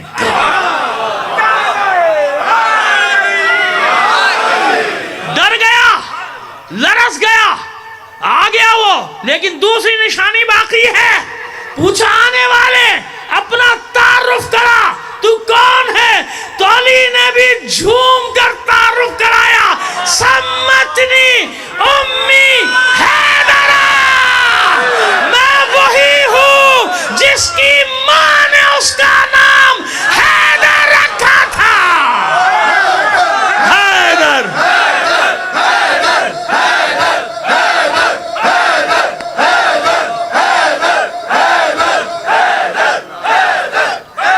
آج کے دن کے لیے علی نے بچا کے رکھا تھا اپنا نام. اگر تیری ماں نے تجھے بتایا تھا نا تو میری ماں تیری ماں سے بڑی عالمہ ہے، کیونکہ وہ میری ماں ہے.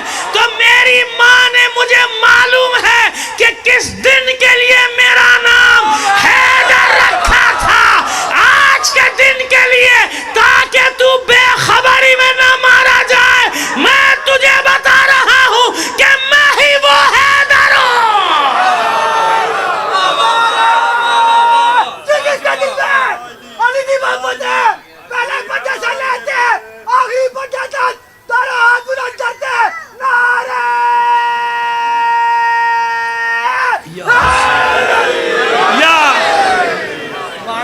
سمجھ میں آگے بات؟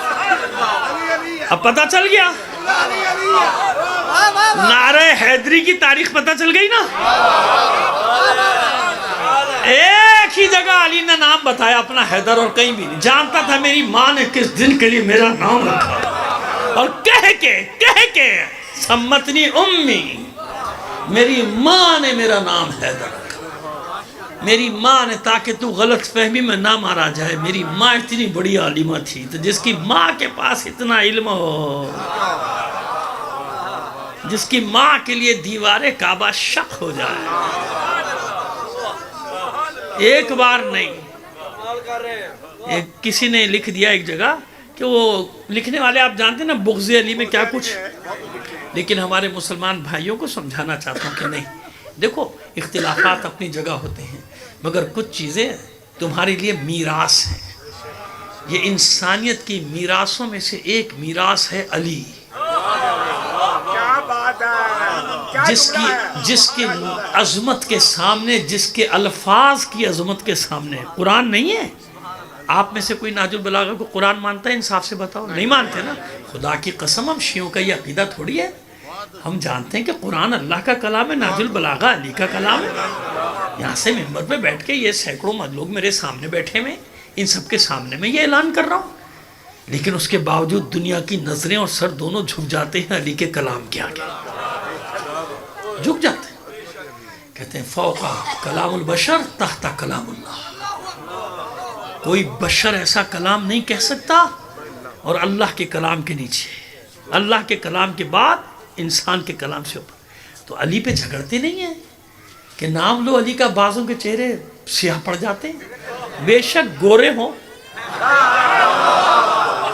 لیکن دلوں کی سیاہی منہ پہ آ جاتی ہے، اور بعض ایسے چہرے ہوتے ہیں کہ بے شک بلال حبشی کی طرح، جون کی طرح، کمبر کی طرح اللہ نے چہروں کا رنگ سیاہ رکھا تو کیا ہوا؟ جب علی کا ذکر آتا ہے تو دل کا نور چہرے پہ آ جاتا ہے۔ تو سارے مسلمانوں، علی اور اولاد علی دشمنی کے لیے نہیں ہے، علی اور اولاد علی محبت کے لیے، اس لیے اللہ کا رسول بار بار کہتا رہا، اللہ کے رسول نے اجر نہیں مانگا۔ مسلمانوں، کب اللہ کے رسول نے اجر مانگا؟ اللہ نے حکم دیا، مانگو یہ، قل لا اسألکم، اے حبیب کہیے، ہر نبی یہ کہتا رہا ان اجریہ الا اللہ، کسی نے اجر نہیں مانگا، سب کہتے تھے ہمارا اجر اللہ پر ہے۔ ایک حبیب ہے، ایک رسول جس سے پروردگار کہہ رہے ہیں اجر مانگیے کہ میرے قرابت داروں کا اجر ادا کر دینا، میرے اہل بیت کا اجر ادا کرنا۔ خوب اجر ادا کیا گیا۔ رسول کے عالم مرض سے شروع ہوا، دو جملے، آج 29 سفر کل گزری ہے نا، تو بس دو جملے ربط کے لیے، پیغمبر کی مصیبت نہ پڑھوں تو میرا دل مطمئن نہیں ہوگا، ہے نا؟ جناب ام سلمہ سلام اللہ علیہ کا بھی حجرہ ہے، ذکر ہے، اور بھی حجروں کا ذکر ہے۔ سب سے آخر میں جو ہماری یہاں کی روایت ہے، بھائی وہ پڑھ رہا ہوں، ناراض نہ ہونا، کہ آخری جس حجرے میں گئے ہیں، کیونکہ کئی دن تک یہ مرض چلا ہے نا آپ کا، جس میں آپ اللہ سے، لقاء اللہ سے پیوست ہو گئے، تو وہ اس میں آخری جو وقت ہے وہ آغوش ہے بیٹی کی، سر ہے رسول۔ اور بس ایک روایت پڑھنا چاہتا ہوں کہ اس بیٹی کے بارے میں ہے، روایتوں میں ہمارے یہاں بھی ہے، کچھ ہمارے دوسرے بھائیوں نے بھی اس کی تصدیق کی ہے، لکھا ہے اپنی کتابوں میں کہ پہلے آپ روئیں اور پھر ہنسیں۔ رسول نے کچھ فرمایا، یہ بیٹی پہلے روئی اور پھر کچھ فرمایا، پھر ہنسی نہیں بلکہ مسکرائیں، لبوں پہ تبسم آیا۔ تو بعد میں پوچھا گھر کی خواتین نے کہ دختر رسول، آپ جب حضور سے سرگوشی کر رہی تھی آخری وقت میں، تو پہلے آپ روئی اور بعد میں تبسم آیا؟ تو فرماتی ہے شہزادی کونین، معصوم کونین فرماتی ہیں کہ پہلے رو اس لیے رہی تھی کہ رسول نے مجھے اپنی جدائی کی خبر دے دی تھی، اور بعد میں تبسم اس لیے آیا، خوش اس لیے ہوئی کہ رسول نے جب مجھے روتا دیکھا تو یہ خبر بھی دے دی تھی کہ میری بچی سب سے پہلے تم اس سے آ کے ملے۔ کل میں نے پڑھا تھا، اچانک میرے ذہن میں ایک جملہ آیا تھا، وہ جملہ آپ کے حوالے کرتا ہوں، جو کل میں نے پڑھا تھا۔ دو بیٹیاں مجھے ایسی نظر آئیں اہل بیت میں جو اپنے بابا کے بعد زندہ نہ رہ سکے.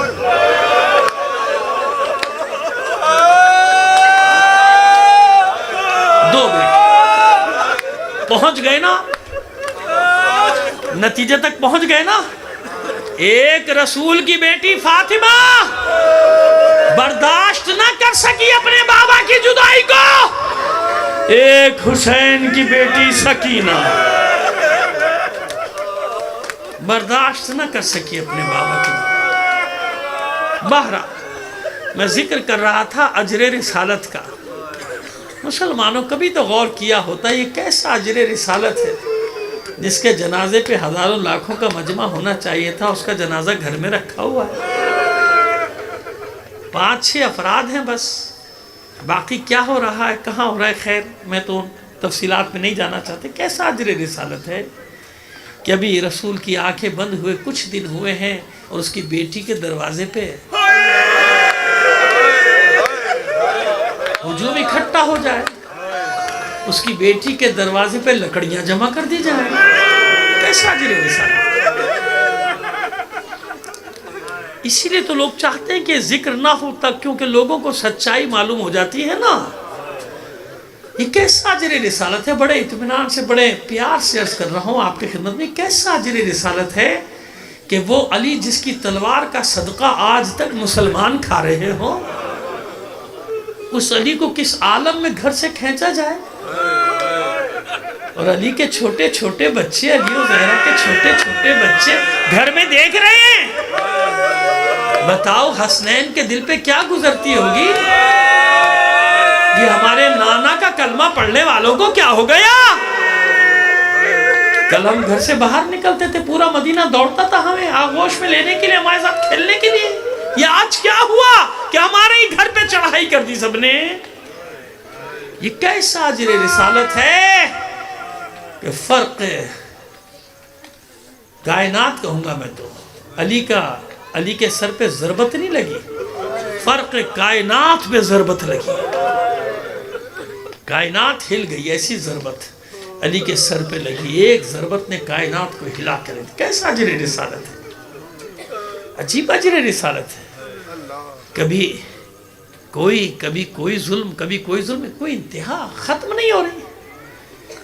اور پھر بات آ گئی اس مظلوم ہستی پر کہ جو فاتح صفین بھی ہے, فاتح نہروان بھی ہے, فاتح جمل بھی ہے. تفصیل میں جانے کا وقت نہیں, کبھی انشاءاللہ زندگی نہیں پڑھ دیں گے کہ کیوں میں کہہ رہا ہوں کہ یہ فاتح جمل و صفین و نہروان کون ہے. ایک ہی ذات ہے, حسن ابن علی.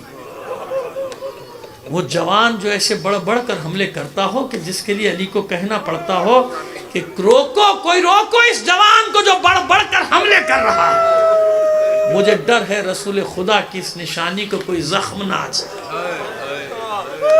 ایسا شجاع, ایسا دلیر, ایسا بہادر, اس پر یہ وقت آ جائے. اس سے بڑی کربلا اور کیا ہوگی حسن کی کہ لوگ اس پہ جنگ سے جی چرانے کا الزام لگاتے. خدا کے بندو, حسن نے اگر صلح قبول کی تھی نا تو اپنی شرطوں پہ. تاریخ تو پڑھ لیا کرو, ساری شرطیں حسن نے لکھ کے دی تھی. یہ شرط, اور اس نے سب مانی. بے شک بعد میں عمل ہوا نہیں ہوا, سب مانی. ذرا اتنا تو انصاف سے کام لو کہ حدیبیہ میں شرطیں کس نے رکھی تھی. صلح حدیبیہ میں کفار نے شرطیں رکھی تھی. 1400 کا لشکر وہاں بھی تھا اور لڑنے کے لیے تیار تھا, حالت احرام میں تھا. حضور بشارت دے کے سب کو لائے تھے, لیکن وہاں بھی امتحان تھا سب کا کہ جب میں صلح قبول کروں گا تو دیکھتا ہوں کہ کس کے پیشانی پہ بل پڑتا ہے اور کس کے نہیں. یہ میں نے اشارہ کیا حدیبیہ کی طرف. اور یہاں بھی اسی لیے حسن نے کہ میرے ساتھ ایسے لوگ تھے کہ اگر میں ان کے ساتھ لڑتا تو یہ سودے بازی پہلے ہی کر چکے تھے, بک چکے تھے بڑے بڑے سردار. اگر نہ بکے ہوتے تو حسن کے خیمے پہ حملہ نہ کیا ہوتا, حسن کے زانوں پہ برچھی نہ لگتی, حسن کے زانوں کے نیچے سے مسلح نہ کھینچا جاتا. یہ بکے ہوئے لوگ تھے. جانتے ہیں حسن کہ میرے جانثاروں کی تعداد تو 40 بھی نہیں ہے. اگر مزاجوں کا فرق ہے تو مسلمانوں بتاؤ، اس وقت بھی کچھ لوگ حسین کے پاس آئے تھے کہ آپ کے بھائی نے صلح کر لی، ہم جنگ کرنا چاہتے ہیں، آپ ہاتھ لائیے، آپ ہمارے امام، ہم آپ کے ہاتھ میں بیعت کرتے ہیں۔ دھتکار دیا حسین نے سب کو، کہ جو میرے بھائی کا فیصلہ ہے میں اسی فیصلے کے ساتھ ہوں۔ اگر مزاج کا فرق ہوتا تو حسین الگ ہو جاتے کہ آپ نے صلح کر لی، میں تو جنگ کروں گا، لیکن حسن وہ ہے جو حسین کا بھی امام ہے۔ 41 ہجری کی بات، یہ 10 سال یا 9 سال 50 ہجری تک حسن نے کیسے گزارے ہیں، یہ حسن جانتا ہے کہ جب گھر سے نکلتا ہے کیسے کیسے تانے، کیسے کیسے الزامات۔ میں تو یہی کہوں گا کہ سید سجاد کا کیا عالم تھا، فرماتے تھے کہ کاش کربلا میں قتل ہو گیا ہوتا۔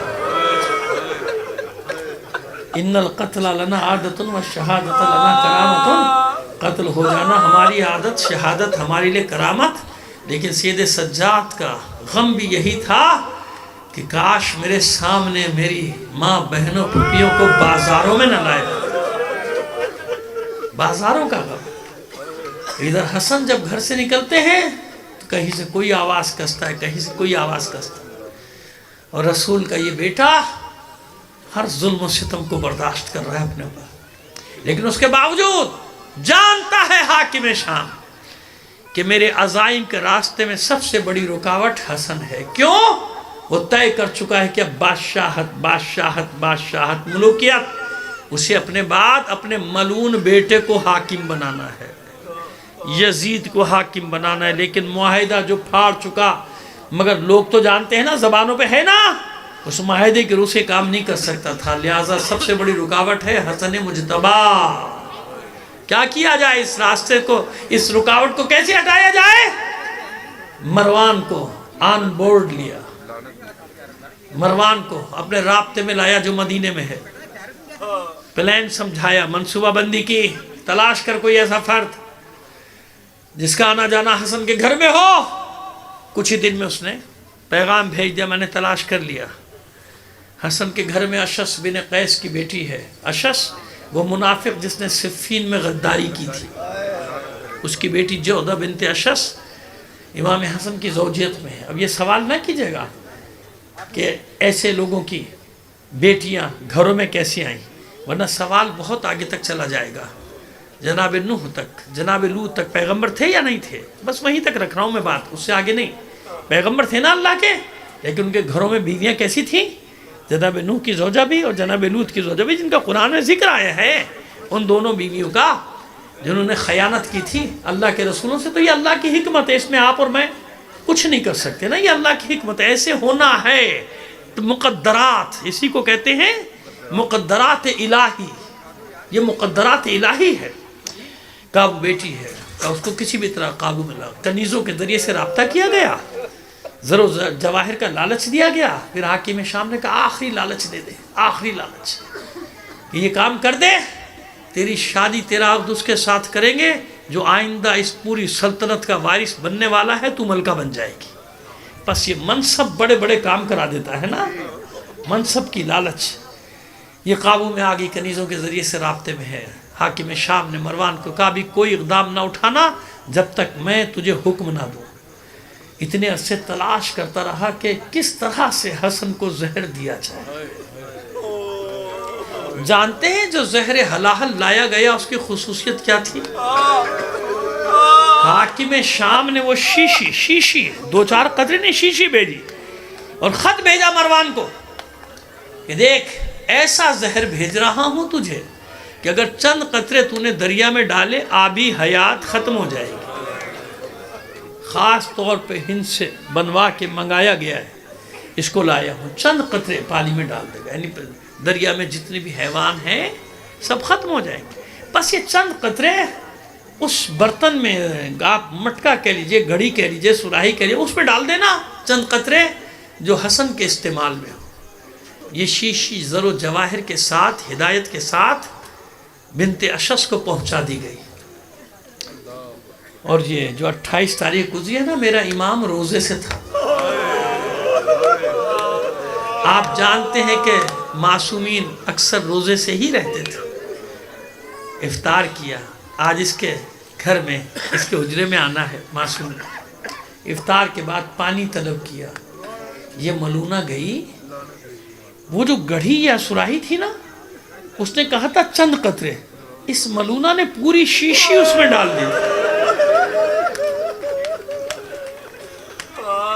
اور اس جس میں پوری شیشی ڈالی تھی وہاں سے وہ پانی کوزے میں لے کر کوزے میں بھر کے لائی ہے اور امام کو پیش کیا امام نے ایک گھونٹ یا دو گھونٹ جرعتن او جرعتین ایک گھونٹ یا دو گھونٹ امام نے لیے امام کا وجود لرز گیا تھر تھرا گیا امام کے ہاتھ سے وہ پیالہ گرا زمین پہ جب پانی زمین پہ گرا تو ایسا زہر تھا کہ زمین جوش مارنے لگی تھی امام نے دونوں ہاتھوں سے کلیجہ تھام کر کہا ملونہ تو نے کیسا پانی دیا جس نے میرا کلیجہ کاٹ کے رکھ دیا آخر تو نے وہی کیا جس کے مجھے ڈر تھا لیکن یاد رکھ جس لالچ میں تو نے یہ کیا ہے نا تو اپنے مقصد کو نہیں پہنچ پاتی اور جہنم تو تیرا مقدر بن ہی گیا پس حسن گرے ہیں خون کی قے شروع ہوئی اور حسن کے گھر سے فریادیں بلند ہوئی ادھر حسن کے گھر سے فریادیں بلند ہوئی ادھر ہاشمیوں کے دروازے کھلنا شروع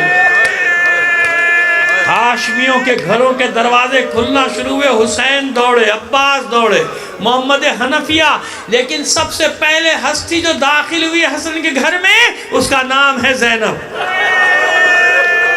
ہائے میرا بھائی کہتی بھی دوڑی ہے ثانیہ زہرا اپنی آغوش میں بھائی کو لیا ہے بھائی کو ہچکی آ رہی ہے حسین پہنچ گئے سب بھائی پہنچ گئے شہزادی ام کلثوم پہنچ گئی بھائی کو خون کی الٹی آ رہی ہے حسین نے اپنی آغوش میں لیا بہن سے کہا جلدی سے لگن لاؤ یہی ہے نا کہ لگن رکھا گیا جگر کٹ کٹ کے لگن میں گر رہا تھا لیکن عزاداروں میں ہمیشہ ایک بات کہتا ہوں کہ نہیں ایسا نہیں ہو سکتا انصاف سے بتاؤ جب حسین کا گلا کاٹا جا رہا تھا ماں زہرا آئی تھی کہ نہیں بلکہ یہاں تک بیان کیا جاتا ہے کہیں اور نہیں حسین کا سر فاطمہ زہرا کی آغوش میں تن سے جدا کیا گیا اپنی ماں کی آغوش میں تھا تو مجھے بتاؤ جو فاطمہ زہرا حسین کے لاشے پر آئی قتل پہ آئی کیسے ہوگا کہ حسن کے جگر کے ٹکڑے کٹ کٹ کے گرے اور ماں آئے تو بس میرا دل یہی کہتا ہے کہ یہاں بھی ماں نے اپنا دامن پھیلا معبود قیامت کے دن حسن کے جگر کے ٹکڑے بھی ساتھ لاؤں یہ اجر رسالت دیا ہے کلمہ گویوں نے میرے بچوں کو پس عزاداروں حسین سے کہا شہزادے نے جلدی جمع کرو سب خاندان کو جمع کرو وقت نہیں ہے بھیا وقت نہیں ہے سب کو جمع کر کے حوالے کیا حسین کے سب کو حکم دیا حسین امام ہے تمہارا سب اس کی اطاعت کرنا اپنے بڑے بیٹوں کو حکم دیا کربلا کے واقعے کے بارے میں حکم دیا سب قربان ہو جانا میرے بھیا حسین پہ اور پھر اس کے بعد ام فروہ سے کہا قاسم کو لے کر آؤ 2-2.5 سال کا بچہ قاسم جناب ام فروہ لے کر آئی اپنے سینے پر لٹا لیا حسن نے کبھی سر کے بوسے گلے کے بوسے رخساروں کے بوسے سینے کے بوسے بازوؤں کے بوسے اور آنکھوں سے آنسو جاری ہیں نہیں معلوم یہ حسن ایک ایک عضو کا بوسہ کیوں لے رہے ہیں قاسم کا شاید چشم تصور میں کربلا آ گئی شاید حسن کے تصور میں کربلا آ گئی کہ میرے بچے کے ساتھ کیا ہوگا کربلا ام فروہ یہ چھوٹا ہے تمہیں وصیت کر رہا ہوں جب واقع کربلا ہوگا یہ اتنا بڑا ہو جائے گا کہ میدان میں جائے اسے روکنا مت اسے میدان میں جانے دینا اور اگر میرا بھائی نہ جانے دے یہ وصیت اس کے بازو پہ باندھ رہا میری وصیت کھول کے بھائی کو دکھا دینا میری وصیت پہ عمل کرنا لازم ہوگا بھائی کے لیے وصیت کی پھر بھائی سے کہا حسین قریب آؤ دیکھو مجھے نانا کے قدموں میں یا پہلو میں دفنا دینا नाना के हुजरे में दफना देना। लेकिन भैया अगर रुकावट हो, कुछ लोग जंग पर आमादा हो जाए तो खबरदार जंग ना करना, जंग ना करना, नाना के मदीने में खून ना बह जाए। कितना ख्याल है नवासे का, मेरे नाना के मदीने में खूरेजी ना हो, बस मुझे ले जाना, बकी में दफना देना, माँ के पहलू में, मुझे वहां दफना देना, माँ के पहलू में दफना देना, जंग ना करना। ये वसीयत की, रुखसत हुए, पूरे मदीने में खबर हो गई, पूरा मदीना जमा हो गया, लोगों को ये भी हो गई कि रोज़े रसूल में दफनाया जाएगा, रोज़े रसूल में दफनाया जाएगा। इधर ये खबर फैली, उधर बनी उमैया के 300 कमानदार, तीरंदाज जमा हो गए। कभी कोई ऊंट पे आता है, कभी कोई खच्चर पे आता है। मेरा हुजरा है, मैं वारिस हूं, मैं दफन नहीं होने दूंगी। अब कोई सवाल करने वाला नहीं आ रहा। कल जब बेटी ने हक मांगा था तो कहा गया था कि रसूल कोई विरसा नहीं छोड़ता, रसूल की कोई मीरास नहीं होती। अब भी तो कोई आके कहो कि रसूल की मीरास नहीं होती। आपका हुजरा कहां से आ गया, आपका कमरा कहां से आ गया? और इधर बनी उमैया ने ऐलान कर दिया कि हसन को दफन नहीं होने देंगे। यहां 300 कमानों के चिल्ले खींच लिए गए। बस इधर बनी हाशिम भी तैयार, अली के शेर तैयार, अब्बास का हाथ कब्जे शमशीर पे, चिल्ला कर जवाब दिया, बनी उमैया को किसकी मजाल है, मेरे मौला को नाना के पहलू में दफन होने से रोकेगा। हाशमियों ने शमशीरे बेनियाम की मुकाबले के लिए हुसैन का हाथ अब्बास के हाथ पे।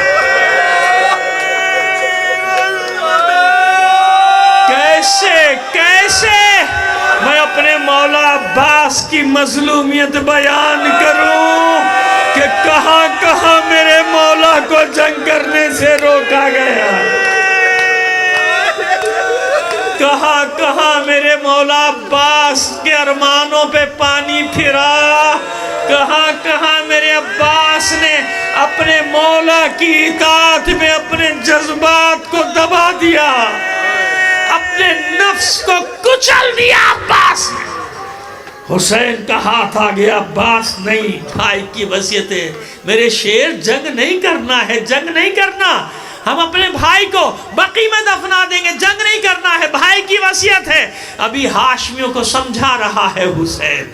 अब्बास की तलवार वापस नियाम में जा चुकी है कि मलूनों ने 300 तीर एक साथ फेंके, जिनमें अक्सरियत, तीरों की अक्सरियत हसन के जनाजे में बेबस, सिवाय तीरों के कुछ नजर नहीं आ रहा था।